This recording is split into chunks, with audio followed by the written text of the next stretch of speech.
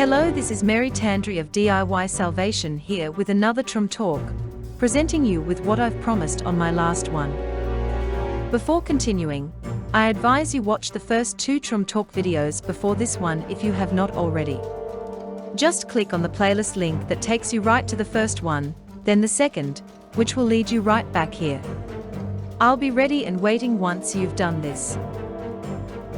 In watching my videos so far, you may have stopped and said to yourself, now why does the person who is in a must-be-known postulate prevent others from being known? Why does a person who is in a must-not-be-known postulate try to know? I mean, isn't it only fair that the must-be-known allow you to be known too? And if the not-be-knower wants to know you, then they should stop preventing you from knowing them too. And isn't it horrible that the not-knower will reject you yet they expect your attention? What's going on? These people are being so unfair. And if those thoughts have occurred to you, then you are on the verge of understanding a fundamental aspect of compulsive games play. A compulsive games player wants to have it their way. They want to overwhelm you with their postulate, while denying you be able to make that postulate yourself. They are excluding you from the game they are playing against you. In other words, you are not allowed to be known to the must-be-knower. You are not allowed to know the person who is preventing you from knowing them yet still knows you. In Trum, this is called the exclusion postulate. It is a postulate the compulsive player makes himself so as to exclude you from playing the same game with them that they are with you. And it is unfair. But knowing the compulsive games player's exclusion postulate is the key to making complementary postulates with them and thus ending their game. Being mysterious to a must-be-knower to wear down their not-know postulate on you. Being interesting to a must-not-be-knower so you can wear down their to-know postulate on you.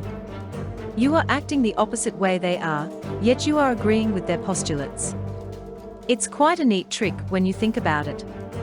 People who want to be known and are willing to know you too without you needing to persuade them are playing a game, but in a higher state of awareness. They are voluntary games players. They aren't trying to overwhelm you by enforcing their postulates on you. They seek communication and agreement. They want to play with you, not against you. Above the level of voluntary games play, indeed a higher state, for a human being, you have the no-game condition. There is no game nor any compulsion to play one. So let's put this all in order. At the top we have the no-game state. Below that we have the voluntary game state. Then we have below that the compulsive game state, which we have been focusing on in the last 2 videos on how to identify and handle the compulsive games player by turning their compulsive game into a voluntary one with you. But below the compulsive game state is the lowest state a being can fall into, and that is insanity. I bring up insanity at this point now because it is relevant to the subject of today's Trum Talk. The hard to get, the player, and the sexual tease have fallen below this level of compulsive games play and are actually engaged in activities that are insane. Now of course no one is going to get carted off to the loony bin for playing hard to get or sexually teasing someone. And the man who can persuade many women to sleep with him is not going there either, at least not for that, though some of the women he's manipulated may end up screaming in straitjackets. I am sure that actually all 3 of these types have made billions for psychotherapists, but not because those shrinks are trying to sort out the tease, the player, and the hard to get, but from trying to sort out their victims. If you read 10 different texts on psychology, you will likely get 10 different definitions of insanity. There is a legal definition, and there are common English definitions. But I think we can agree that the insane person is extremely irrational. But we can understand insanity if we understand more about postulates. You can't make complementary postulates with insanity because the very nature of insanity is to make 2 opposite postulates at the same time. I will say that again. Insanity is 2 opposite postulates at the same time. Now I don't mean opposing postulates like I want to know you and you don't want to be known. That's not what I mean.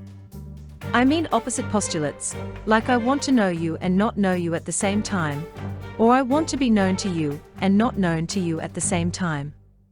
And this is pretty much the postulate structure of players, hard-to-gets, and teasers. The teasing woman will have a so-called wardrobe malfunction, though she will claim it an accident. It is most certainly on purpose, as she lets her dress slip down far enough to reveal her nipple, then hurries it back up while flashing her piercing shaming eyes at you. She wants to be known to you, but shames you for knowing her. A to be known and to not be known postulate at the same time. The player puts out a false postulate that he values you, but he doesn't. He uses you and throws you away. He wants to know you and not know you. The hard-to-get is attracted to you yet says no when you ask her on a date, and wants you to call her, but won't answer the phone when you do, and won't return your calls. She wants to know you and not know you at the same time, and she wants to be known to you and not known to you at the same time. Whether these actions are calculated by these three to do this or not, their insane actions will now stick them in your mind. The rational person cannot mentally process insanity, and continually tries to make sense of behavior that is irrational, and since the rational mind can't, your attention is stuck on that insane conduct and that individual.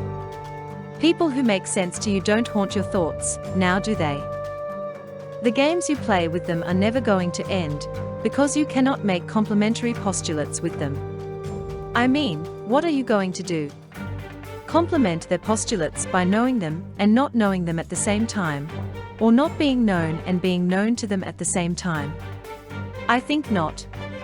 You can only end the game by withdrawing from it completely. First you identify what their postulates are. Then you bring the intensity of all your postulates about them to zero. You can't complement their postulates, so you postulate nothing. Don't try and handle the insane. You handle you and that's that. Now if a time has passed and you are still suffering from one of these types after they have vanished out of your life, then I am sorry. I don't have some pop psychology quick fix for you. I am going to urge you to learn TROM and engage yourself in TROM therapy. As mentioned in a previous video, I am not now going to put up a link to some self-improvement course I am trying to sell you. What you need is right here on this YouTube channel, free of charge. You can also request free study materials via email. You administer the therapy to yourself. And that's all there is to it. Study TROM, administer the therapy to yourself, and free your mind of these upsets. I've offered my helping hand and you can take it or leave it. Before I go, I do want to have one final word with the ladies if any are watching. Of all these games I have mentioned, the hard-to-get one is the one with the least malicious intent. It's what many of us have been taught as little girls by our parents, who worry about becoming grandparents too early in life. But please consider this, it's bad enough that men suffer so much rejection from women that don't like them, that they should not have to suffer rejection from women that do. So do your suitor a favor if he truly interests you, and don't play hard to get. And by this I don't mean you have to accept every of his advances if you are uncomfortable with them. Not at all. What I am saying is that if you like a man, please for God's sakes just let him know, if only by your actions. He'll be happier, and you will be happier. On the other hand, if you are a player or a sexual tease, I have nothing to say to you. This has been a presentation of DIY Salvation.